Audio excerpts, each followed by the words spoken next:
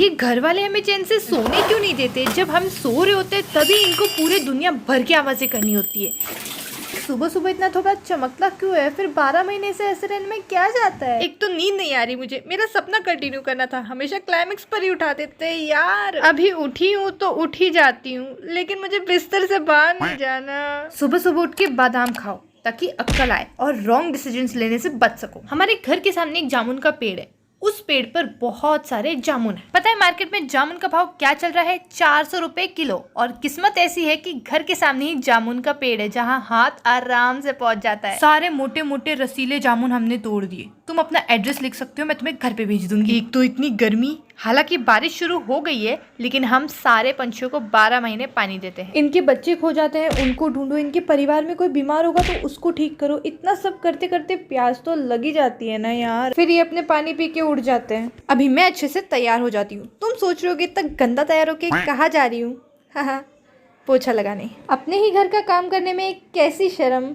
हाय बोलो गाइस, हाय। मम्मी जब लगाती तो 5 से 10 मिनट लग जाते, लेकिन जब मैं लगाती तो फटफट फटफट करते करते 3 मिनट में पूरे घर का पोछा लगा देती। मम्मी ने कालीन धोया था क्योंकि गंदा होया था, तो अब इसको टेरेस पर सुखाने चलते हैं। मैं तुम्हें बादल इसलिए दिखा रही हूँ क्योंकि मुझे बादल देखना पसंद है। अब कालीन को निकालते हैं बाल्टी से और सुखाते एकदम फर्स्ट क्लास। तो चलो अब चलते हैं। अरे रुको रुको, बाल्टी तो छोड़ के जा रही हूँ। इसका मेरे साथ आना जरूरी है, वरना मम्मी इसके बारे में सवाल करेगी। मटोलते मटोलते इसको घर लेके आ गई सही सलामत। अब शाम को बारिश जैसा मौसम हुआ था, लेकिन मुझे बाहर जाना था। मैं तैयार हो रही थी, तब तक धूप आ गई, तो मैं बिना छतरी के चली। कुर्ता पहन के नाच सकते हैं, कुर्ता पहन के खा सकते हैं, कुर्ता पहन के रो सकते हैं, तो कुर्ता पहन के साइकिल भी चला सकते हैं। यह बैठ के मैं सोच रही थी कि छतरी लानी चाहिए थी या नहीं।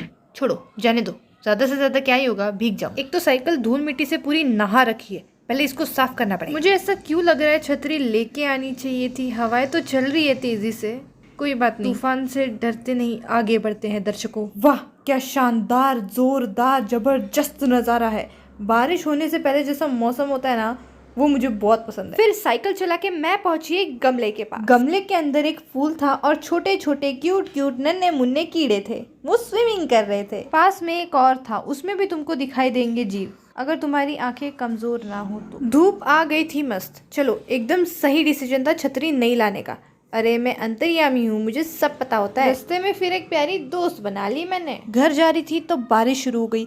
फिर मैं जब 3 माला चढ़ के छतरी लेके आई, देखा तो बारिश बंद हो गई। हे प्रभु, अपने अंतर्यामी को एक बार बता तो देते। फिर मैं पहुंच गई अपने भाई के ट्यूशन में, उस पर नजर रखने। और नहीं तो क्या, पढ़ता पढ़ता भी है या सिर्फ बातें बातें करता है, वो देखने। ट्यूशन जाके घर आ गई तो अगले दिन रात को भाई बोलता है कि बैग फट गई है और उसको टाके लगाने। इसके स्कूल में स्कूल बैग के अलावा और कोई बैग नहीं चलती, तो चलो फिर करते हैं इसके बैग को ठीक। रास्ते में एक कार्डबोर्ड पर बैठा दिख गया। जब मैं इसके पास गई तो ऐसा लगा इसको भूख लगी है। तब तक दूसरा डॉगी आ गया था। ये दोनों आपस में अपनी अपनी बातें करने लगे, लेकिन इसकी आंखों में देख के मुझे ऐसा क्यों लग रहा है कि ये रो रहा है या फिर इसकी आंखें चमक रही है। फिर चलते चलते मैं बैग वाले अंकल के पास पहुंची, लेकिन अंकल तो अपनी दुकान से गायब। तो मैं नीचे बैठी थी तो एक अंकल चेयर लेके आए और कहा कि इस पर बैठ। अब पता नहीं अंकल दुकान के वक्त कहाँ चले गए। मैं इन अंकल का इंतजार कर रही थी और साथ में मेरे साथ ये चाचा जी भी इंतजार कर रहे। उतने में मेरे पापा ऑफिस से घर जाते दिख गए। फिर बैग वाले अंकल भी आ जाते हैं तो उनको बैग देके हम मंदिर जाते हैं, लेकिन पापा सब्जी वाले अंकल से भाव पूछने रुक जाते हैं और बार्गेन करते हैं। अब बार्गेन करना आना चाहिए, ऐसा नहीं कि कोई जितना मांगे उतना दे दो, कम तो कर ही सकते हो। मैं भी पापा को देख के सीख रही थी, ऐसा नहीं कि डम्बो बन के जो जितना मांगे उतने पैसे दे। फिर मैं और पापा बातें करते करते मंदिर पहुंच गए।